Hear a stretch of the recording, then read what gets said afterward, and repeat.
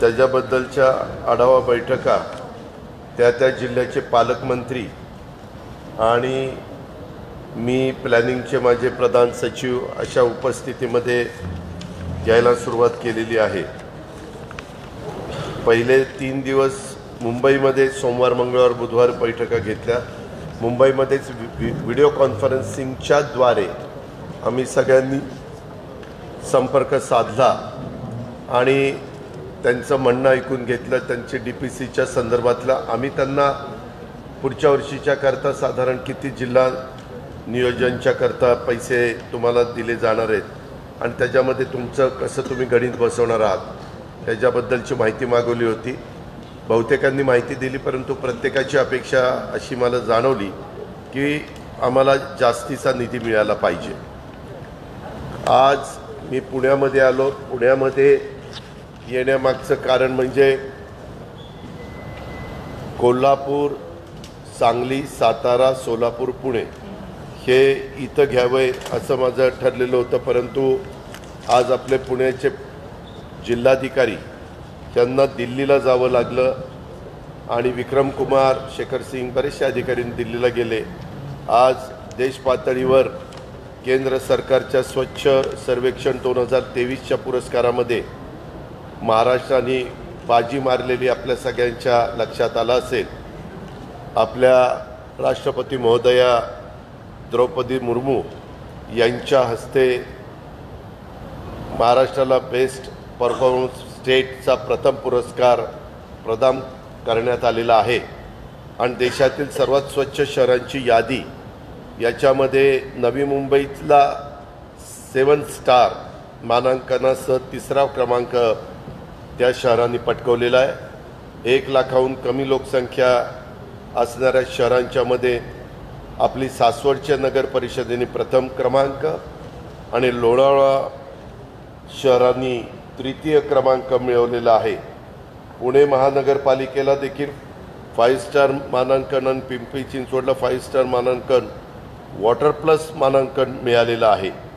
याशिवाय 1 लाखाहून कमी लोकसंख्या असलेल्या शहरांमध्ये सासवड, लोणावळा, त्याच्यासह कराड, पाचगणी आणि विटा यांनी स्वच्छ शहरांचे पुरस्कार पटकावलेले आहेत। तर गडिंग्लज, विटा, देवळाली आणि सिल्लोड या शहरांनी मानांकनात स्थान मिळवलेले आहे। त्यामुळे जर आपण बघितलं तर देशातल्या पहिल्या 10 उत्कृष्ट स्वच्छ शहराच्या यादीमध्ये आपल्या महाराष्ट्राचे 8 शहरांनी स्थान मिळवून अभिमानास्पद अशा प्रकारची कामगिरी केलेली आहे। त्याबद्दल मी इथल्या सर्व नागरिकांचं, ह्या शहरातल्या सर्व अधिकाऱ्यांचं, लोकप्रतिनिधींचं, पदाधिकाऱ्यांचं सगळ्यांचंच मनापासून अभिनंदन करतो। सातत्य टिकवलं गेलं पाहिजे। पुढच्या वेळेस आणखीन चांगलं काम सर्वांनीच त्या ठिकाणी केलं पाहिजे अशाही प्रकारची अपेक्षा व्यक्त करतो। परंतु एक मानाचा तुरा ह्या निमित्तानं महाराष्ट्राच्या याच्यामध्ये रोवला गेला हे पण निर्विवाद सत्य आहे। त्याचबरोबर मी मगाशी तुम्हाला सांगत होतो की मला शेवटी नाईलाजास्तव इथली DPC आज जिल्हाधिकाऱ्यांना जायचं म्हटल्यामुळं VCवर घ्यावी लागली आणि काल मी चंद्रकांतदादा पाटील, दिलीप वळसे पाटील, नीलमताई गोरे आम्ही सगळेच मुंबईमध्ये होतो।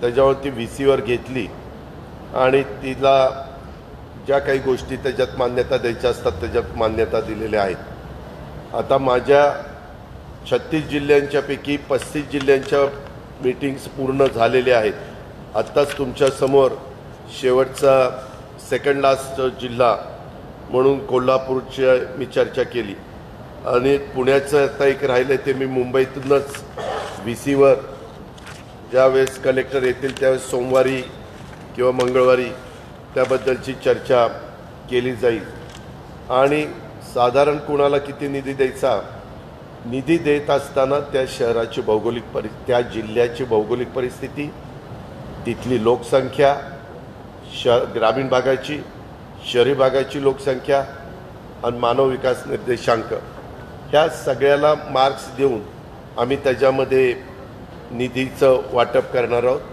मागच्या वर्षी देवेंद्र फडणवीस अर्थमंत्री असताना त्यांनी साधारण 15,000 कोटी रुपयाचं संपूर्ण जिल्हा वार्षिक योजनेला 36 जिल्ह्यांना निधी दिलेला होता. नेहमी निधी देत असताना थोडीशी वाढच होत असते, त्याच्यामुळं गेल्या वर्षीच्या तुलनेने वाढच होणार आहे ह्याबद्दल तिळमात्र शंका नाही. परंतु मी त्याला अंतिम स्वरूप देत असताना थोडंसं मुख्यमंत्री आणि उपमुख्यमंत्री यांच्याशी पण चर्चा करणार आहे आणि मला जे काही वेगवेगळ्या जिल्हाधिकाऱ्यांनी, मुख्य कार्यकारी अधिकाऱ्यांनी, आमचा DPO डिस्ट्रिक्ट प्लॅनिंग ऑफिसर ते पण त्याच्यात असतात, पालकमंत्री त्याच्यात असतात आणि त्यांनी काही आयुक्त असतात, त्या सगळ्यांनी मिळून त्यांचं प्रेझेंटेशन दिलं आणि त्यांना साधारण पाऊण तास एक तास वेळ देऊन आम्ही ते सगळं त्यांचं ऐकून घेतलं आणि त्याच्यात आम्हाला पण ज्या काही अपेक्षा आहेत त्याही अपेक्षांची त्यांनी काय पूर्तता केली पाहिजे ते पण आम्ही त्यांना स्पष्टपणे सांगितलं आणि त्याची नोंद घेतली. ज्या जिल्ह्यांनी अतिशय चांगल्या प्रकारे नाविन्यपूर्ण योजनेमध्ये कामं केलेली आहेत, उदाहरणच द्यायचं झालं तर सांगली जिल्ह्यामध्ये प्राथमिक शाळा आपल्या जिल्हा परिषदेच्या ज्या आहेत, माध्यमिक प्राथमिक, तिथं अतिशय उत्तम काम झालेलं आहे आणि तशा पद्धतीनं इतरांनी पण अनुकरण करावं. प्राथमिक आरोग्य केंद्राचं काम सातारा जिल्ह्यात उत्तम झालेलं आहे, त्याचंही अनुकरण इतर जिल्ह्यांनी करावं. काहींनी वेगवेगळ्या प्रकारच्या त्यांच्या मनात कल्पना आल्या, त्या तिथल्या जिल्ह्याची भौगोलिक परिस्थिती लक्षामध्ये घेऊन राबवलेल्या आहेत. त्याही आम्ही आता आमच्या प्लॅनिंगमध्ये त्या सगळ्या नोट्स आम्ही करून घेतलेल्या आहेत आणि प्लॅनिंग विभागाकडनं ह्या सगळ्यांना तशा प्रकारे कळवलं जाईल की ह्या गोष्टीमध्ये जर आपण लक्ष घातलं तर काम जास्त इफेक्टिव्ह होऊ शकतं आणि त्याचा अनुभव महाराष्ट्रातल्या ह्या भागातल्या जिल्ह्यामध्ये आलेला आहे. अशा प्रकारे आम्ही त्या ठिकाणी जिल्हा वार्षिक योजना सर्वसाधारण 2024-25चं प्रारूप आराखड्याने अंतिम करण्याच्यासाठी आज शेवटची पुणे महसूल विभागाच्या जिल्ह्यांची राज्यस्तरीय बैठक आज इथं पार पाडली गेलेली आहे आणि एकंदरीतच त्याच्यामध्ये अतिशय साधक बाधक चर्चा झाली. एक मात्र झालं, मी जसं सर्वसाधारण जिल्हा वार्षिक योजनेचा आढावा घेतो किंवा त्यांच्याशी चर्चा करतो, तसंच सामाजिक न्याय विभागाचा पण योजना असते, जिल्हा वार्षिक योजना, तिथलं पॉप्युलेशन लक्षामध्ये घेऊन, आणि आदिवासींच्या पण बद्दल जिल्हा वार्षिक योजना असते. परंतु आदिवासीच्या संदर्भातले निर्णय घेण्याचा पूर्ण अधिकार डॉक्टर विजय गावितांना आहे, कारण ते त्या खात्याचे मंत्री आहेत आणि सामाजिक न्याय खातं हे एकनाथराव शिंदे साहेबांच्याकडे असल्यामुळं ते त्याच्याबद्दलचा निर्णय त्या ठिकाणी घेतील आणि कुठे किती निधी त्या जिल्ह्याला ह्या दोन्ही डिपार्टमेंटचा जिल्हा वार्षिक योजनेच्या करता दिला गेलेला आहे ते सांगतील. अशा प्रकारे साधारण हे काम करण्यात आलेलं आहे. त्याच्यामध्ये साधारण हे करत असताना राज्यातील ह्या सगळ्या बैठकीमध्ये 3-4 आजचा 4था दिवस होता, त्याच्यामध्ये निधी प्राधान्याने कुणाला दिला, कुठल्या बाबतीमध्ये खर्च झाला पाहिजे, तर सामाजिक क्षेत्रातील विविध योजनांच्यावर निधी खर्च करत असताना विशेषतः शिक्षण, आरोग्य, पर्यटन, महिला व बाल विकास, कृषी, मृदू व जलसंधारण क्षेत्र ह्या योजनांच्या करता अधिकचा निधी देण्याचा प्रयत्न आपण सगळ्यांनी करावा, असं देखील आम्ही सूचना त्यांना दिलेल्या आहेत. अर्थात अधिकार त्यांचा आहे, परंतु एक त्या जिल्ह्याच्या फायद्याच्या करता तशा प्रकारच्या सूचना आम्ही दिल्यात. त्याचबरोबर त्यांना देणाऱ्या निधीमध्ये साधारण 24% निधी आम्ही वेगवेगळ्या, म्हणजे पोलीस ह्यांच्याकरता 3% निधी, महिला व बालविकास करता काही 3% निधी, शिक्षणाच्या करता शालेय शिक्षण त्यांच्याकरता 3% निधी, नाविन्यपूर्ण करता 5%, असा साधारण 24% वेगवेगळ्या विभागाच्या करता निधी तुम्ही खर्च करायचाच आणि मग बाकीचे राहिलेले 76% हा त्यांनी रस्ते असेल, त्यांना वीज असेल, जे काही त्यांना मूलभूत गोष्टी वाटतात त्या जिल्ह्याच्या दृष्टिकोनातनं पालकमंत्र्यांना आणि लोकप्रतिनिधींना त्यांच्या सूचनेचा आदर करून तशा प्रकारच्या गोष्टी केल्या जातात. आम्ही एक गोष्ट ह्याच्यामध्ये ही पण आत्तापासूनच त्याला तयारीला लागलेलो आहे. 2028पर्यंत राज्याची अर्थव्यवस्था साधारण $1 ट्रिलियन करण्याचं ध्येय आम्ही ठेवलेलं आहे. देशाचे पंतप्रधान मोदी साहेबांनी आपल्या देशाची अर्थव्यवस्था $5 ट्रिलियन ठेवण्याचं त्यांनी उद्दिष्ट ठेवलेलं आहे. आज आपण जगामध्ये 5व्या क्रमांकावर आहे, ते 3ऱ्या क्रमांकावर आणायचा त्यांचा प्रयत्न आहे. हा प्रयत्न करत असताना देशाची आर्थिक राजधानी म्हणून महाराष्ट्राकडे बघितलं जातं, महाराष्ट्रातल्या मुंबईकडे बघितलं जातं. त्याच्यामुळं महाराष्ट्राने $1 ट्रिलियन पर्यंत करण्याचं ध्येय हे आपण ठेवलं आहे. त्याच्यामध्ये साधारण खाजगी गुंतवणूक आकर्षित करणं, निर्यात वाढवणं, पर्यटन सर्किट विकसित करणं, कौशल्य विकास, रोजगार निर्मिती इत्यादी करता वेगवेगळ्या प्रकारच्या योजना आखणं, जिल्ह्यातील आर्थिक विकास होण्याच्या दृष्टीनं केंद्राच्या ज्या विविध लाभदायक योजना आहेत त्या योजनांमधून अधिकाधिक निधी मिळवण्याचा प्रयत्न करणं, त्या निधीचा अभिसरणाद्वारे वापर करावा जेणेकरून जिल्ह्याच्या आर्थिक विकासात मोलाची मदत होईल आणि पर कॅपिटा उत्पन्न वाढायला पण मदत होईल आणि त्याच्यातून $1 ट्रिलियन पर्यंत पण पोचवायला 2028पर्यंत त्याच्यामध्ये हातभार लागेल. अशाही प्रकारच्या सूचना त्यांना दिल्या. तसंच देशाचे पंतप्रधान नरेंद्र मोदी साहेबांनी त्यांच्या काही महत्त्वाकांक्षी योजना आहेत. तुम्ही आता बघता जाहिरात रूपाने वेगवेगळ्या ठिकाणी गाड्या सोडलेल्या आहेत. प्रत्येक गाडी त्या गावामध्ये जाते, साधारण ती ॲडव्हर्टाईज करते की कुठल्या योजना आहेत, काय आहेत, लोकांना कळण्याच्या करता महाराष्ट्राच्या आणि केंद्राच्या त्या योजना नीती आयोगामार्फत संनियंत्रण करण्यात येत आहेत आणि त्याच्यात केंद्र शासनाच्या योजनांची आम्ही यादी पण त्यांना दिलेली आहे आणि ती अधिकची माहिती देऊन त्यांना मी असं सांगितलेलं आहे की ज्यावेळेस देश पातळीवर प्रत्येक राज्याचा आढावा पंतप्रधान घेतात त्यावेळेस आपलं महाराष्ट्र हे वरच्या क्रमांकावर ह्या सगळ्या योजना राबवण्याच्या बाबतीमध्ये आहे हे त्यांना दिसलं पाहिजे. अशा पद्धतीनं त्यांच्या लक्षात आलं पाहिजे. अशा पद्धतीनं पण आणि त्याच्यामुळं प्रभावीपणे अंमलबजावणी सगळ्या आमच्या शासनाच्या टीमनं केली पाहिजे त्या जिल्ह्यात आणि स्वतः पालकमंत्र्यांनी पण त्याच्यामध्ये लक्ष दिलं पाहिजे हे पण आम्ही सांगितलेलं आहे. नाविन्यपूर्ण योजनांच्यासाठी जो राखीव निधी ठेवण्यात येतो तो राखीव निधीतून स्थानिक गरजा त्यांनी विचारात घ्यायच्या. नाविन्यपूर्ण योजना लोकसहभागातून देखील राबवाव्यात अशाही आम्ही सूचना दिलेल्या आहेत. त्याच्यात उदाहरणार्थ रोजगार निर्मिती असेल, पर्यटनाला चालना देण्याचा प्रश्न असेल किंवा इतर आणखीन तिथले जे काही मूलभूत प्रश्न असतात की ज्याला केंद्राच्यातनं पण निधी मिळत नाही, राज्याच्या पण बजेटमधनं निधी मिळत नाही, पण ते काम करणं तिथं गरजेचं असतं. अशा वेळेस हा नाविन्यपूर्णचा निधी तिथं मदतीला उपयोगी येऊ शकतो म्हणून त्याही गोष्टी मी त्यांना करायला सांगितलेलं आहे.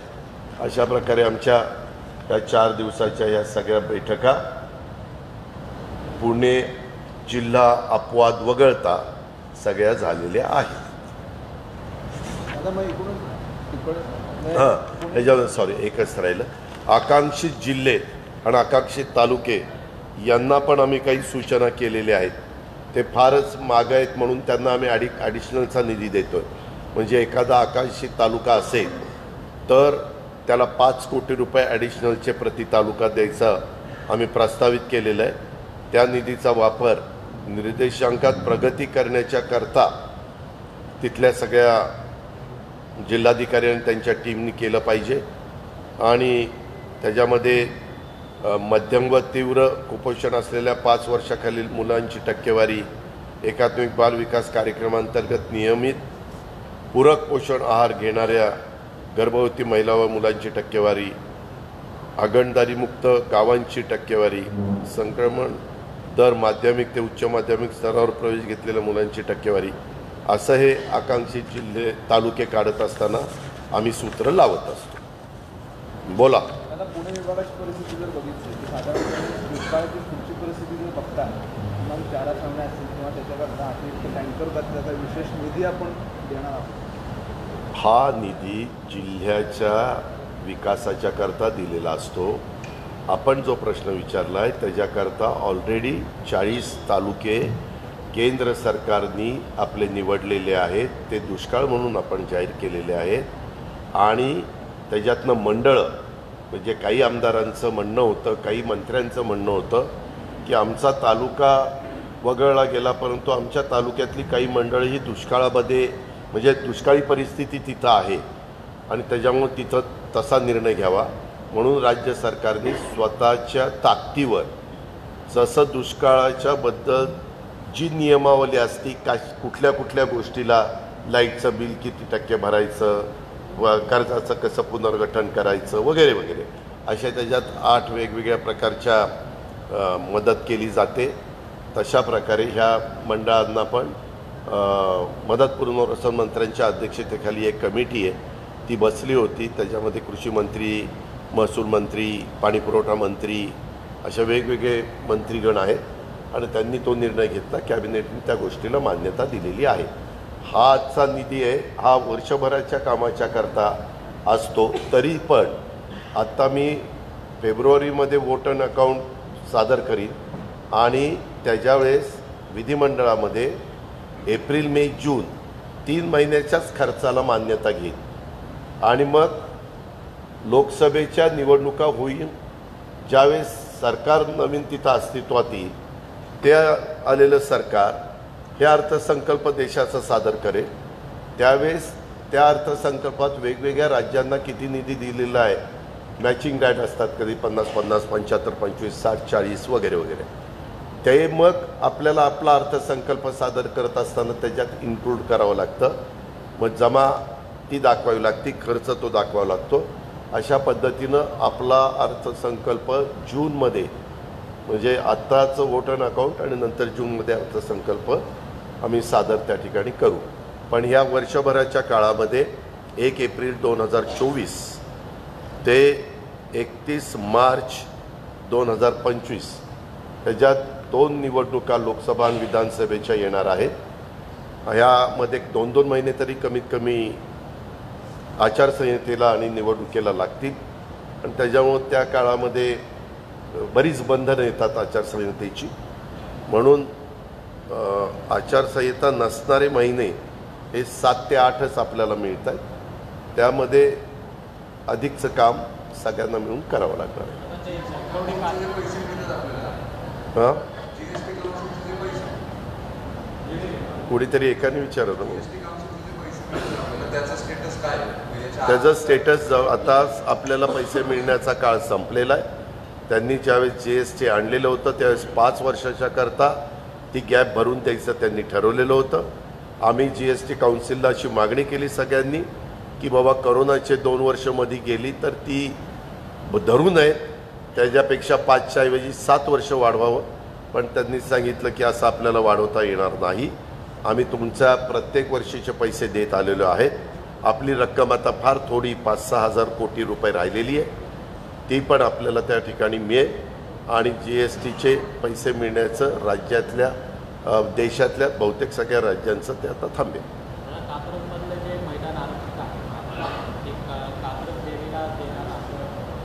मला माहीत नाही, मला माहीत नाही. मी सांगितलं ना, मला माहीत नाही. अरे बाबा, त्याच्या संदर्भामध्ये मला त्याच्यातली माहिती नाही. नगरविकास खातं माझ्याकडं नाही.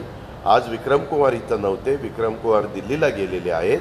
तिथं लोकप्रतिनिधींची बॉडी नाही आहे, त्याच्या संदर्भामध्ये विक्रम कुमारची चर्चा केल्यावर मी जास्त अधिकारवाणीनं आपल्याला सांगू शकेन. पण दादा त्या साईडला कोणतंही मैदान तिथं नाही पण मैदान अरे बाबा, मी सांगितलं ना, मी अधिकची माहिती घेतल्याशिवाय बोलणार नाही. विक्रम कुमार नाहीच तर मी माहिती घेतल्याशिवाय काहीतरी सांगितलं की पुन्हा उद्या अजित पवार असं म्हणले, फलाना तसं म्हणला. काही पण सांगितलं की त्याला असं ट्विस्ट करण्याला खूप लोक वसतात असतात.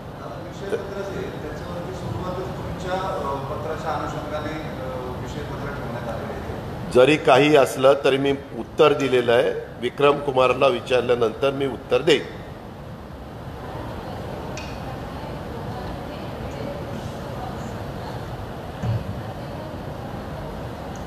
आपला मला काही आवाज येत नाही.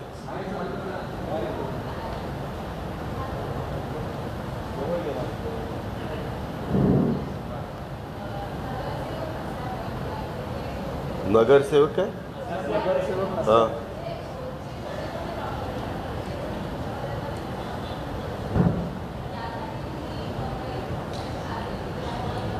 असं काही आदेश दिलेले नाही. जरी आपण एखाद्या वॉर्डात तुम्ही एकट्या नगरसेविका म्हणून निवडून आलाय आणि 1, 2, 3, 4, 5 आम्ही नगरसेवक नाही, पण त्या वॉर्डामध्ये वेगवेगळ्या पक्षाच्या माध्यमातून किंवा सामाजिक कार्यकर्ता म्हणून काम करतोय. नगरसेवकच त्याला पाहिजे असं काही नाही आहे. कितीतरी असे तुम्हालाही माहिती आहे, मलाही माहिती आहे की पुण्यामध्ये अशा NGOज, असे कार्यकर्ते, अशा संघटना इतक्या आहेत की ते स्वतः जाऊन शिष्टमंडळाच्या रूपाने किंवा अधिकाऱ्यांशी व्यवस्थितपणे बाबा ही आमची अडचण आहे ती त्या ठिकाणी सांगू शकतात आणि ते सोडू शकतात.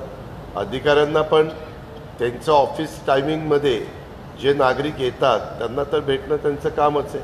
आणि ज्याला पुढं नगरसेवक व्हायचं आहे तोही प्रयत्न करतच असतो की लोकांचे प्रश्न घेऊन जाणं, ते सोडवण्याचा प्रयत्न करणं. आता उदाहरणं द्यायचं झालं तर भारतीय जनता पक्ष असेल, राष्ट्रवादी असेल, शिवसेना असेल, हे जे पण काही कार्यकर्ते तेही प्रयत्न करत आहेत, काँग्रेसचे पण कार्यकर्ते प्रयत्न करतात. असे सगळेच आपल्या आपल्या परिणामी ज्यांचा राजकीय पक्षाशी संबंध आहे असे पण प्रयत्न करत असतात. शरद पवार यांची हत्या झालेली होती, त्यानंतर नितेश राणे त्यांच्या कुटुंबियांची भेट घेतली आणि ते म्हणले की ते गुंड नव्हते, ते हिंदुत्ववादी नेते होते. त्याचबरोबर आता कात्रज धनकोडी भागामध्ये शरद पवार यांचे जे शोध अशा प्रकारचे फ्लेक्स लावण्यात आलेले आहेत. पालकमंत्री म्हणून तुम्ही काय सांगाल? कायदा सुव्यवस्थेचा प्रश्न निर्माण झालेला आहे. कायदा सुव्यवस्था महाराष्ट्रातली चांगली राहावी एवढं मी सांगेन. शांत सुसंस्कृत पुणे असताना रेकॉर्डवरच्या गुन्हेगारांचे फ्लेक्स लागतात. 2-2 दिवस फ्लेक्स तसेच आहेत. शरद पवार देशभक्त होता असा मजकूर आहे. मी आज सकाळी लवकर येणार होतो, माझे सकाळपासून कार्यक्रम होते, परंतु उद्या देशाचे पंतप्रधान मोदी साहेब हे सकाळी नाशिकला येत आहेत. नाशिकमध्ये दुपारपर्यंत आहेत. दुपारनं ते नव्या मुंबईच्या परिसरामध्ये नावाशेवा शिवडी ब्रिज वगैरे असे कार्यक्रम घेतलेले आहेत. त्या सगळ्या कामामध्ये आम्ही सगळेजण होतो. त्याच्यावर मला सकाळी यायला इथं उशीर लागला. मी आज डायरेक्ट आलो तसं इथं 2 वाजता आलो. तर हे जे काही आपण आता सांगितलेलं आहे ती माहिती मला अधिकची मिळाली. मी इथनं उठल्यानंतर CPला माझ्या पद्धतीनं सूचना करेन. हां, राजकीय निर्णय किंवा विधानसभा अध्यक्षांनी अपात्र अपात्रतेच्या आमदारांच्या संदर्भातला निर्णय दिला, तुमची त्याच्यावरती प्रतिक्रिया आली नव्हती. काय प्रतिक्रिया?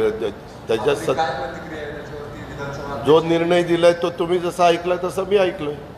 तुम्हाला काय वाटते निर्णय योग्य काय नाही, ज्याच्या जे न्यायाधीश असतात, ज्यांच्याकडे निर्णय घेण्याची क्षमता असते, त्यांचा दिलेला निर्णय हा आपण योग्य समजतो. अनेकांचं इंटरप्रिटेशन होतं शरद पवार. मला बाकीच्यांचं काय इंटरप्रिटेशन होतं त्याचे मला काही घेणं देणं नाही. मी माझ्यापुरतं बोलत असतो. कशा करतो बाबा? अहो, आमचं सरकारच चाललेलं आहे तर अभिनंदन करा, नेमकं करा, काय कारण आहे? अहो, सरकार तर चालूच आहे, त्याच्यामुळं आम्ही कधी अभिनंदन करायचं ते माझं मी ठरवीन ना. तुम्ही कशाला मला सांगता? फुकटचे मला पत्रकार मित्रांनो, मी आपल्याला स्पष्ट सांगतो, तुम्ही मला फुकटचे सल्ले देण्याच्या भानगडीमध्ये पडू नका. मला जे वाटतं ते मी बोलत असतो. आत्ता मी फक्त आणि फक्त तुम्ही दुपारपासून इथं थांबला होता. मला माझ्या कोणी सांगितलं की पत्रकार मित्र थांबलेले आहेत. मी गाडीत बसून निघालेलो होतो कारण मला मुंबईला लगेच जायचं आहे.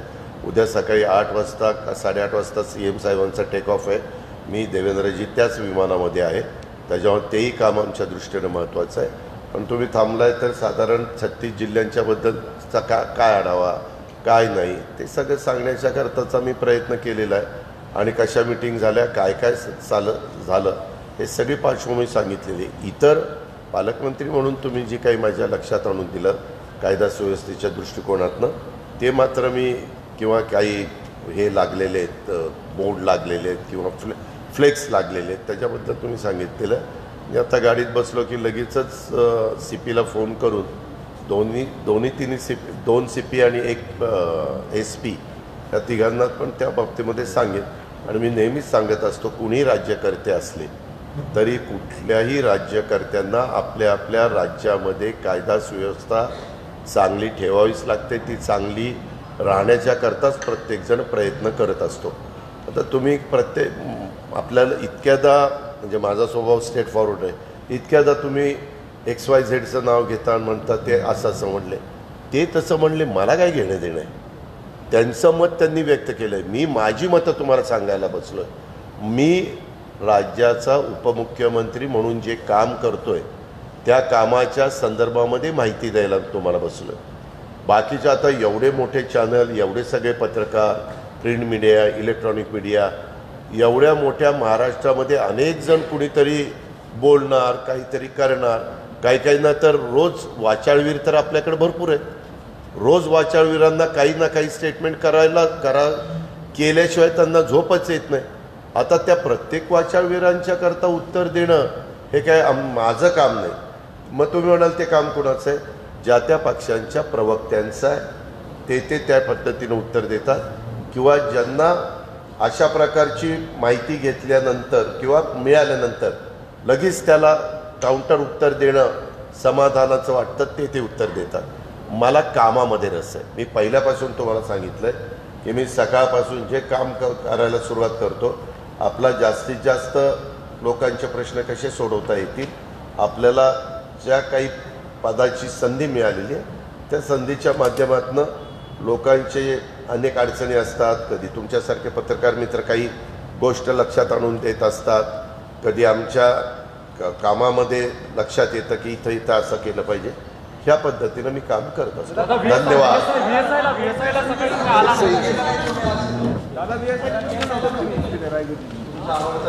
तुम्हाला मराठी कळतं का? मी आत्ता काय सांगितलं सकाळी उद्या प्राईम मिनिस्टर येणार म्हणून मी सकाळी तिथं थांबलो. दादा पाण्याचा विषय होता. पाण्याच्या विषयाच्या बद्दल स्वतः मला म्हणजे चंद्रकांत दादा सोलापूरचे पालकमंत्री म्हणून मला भेटले.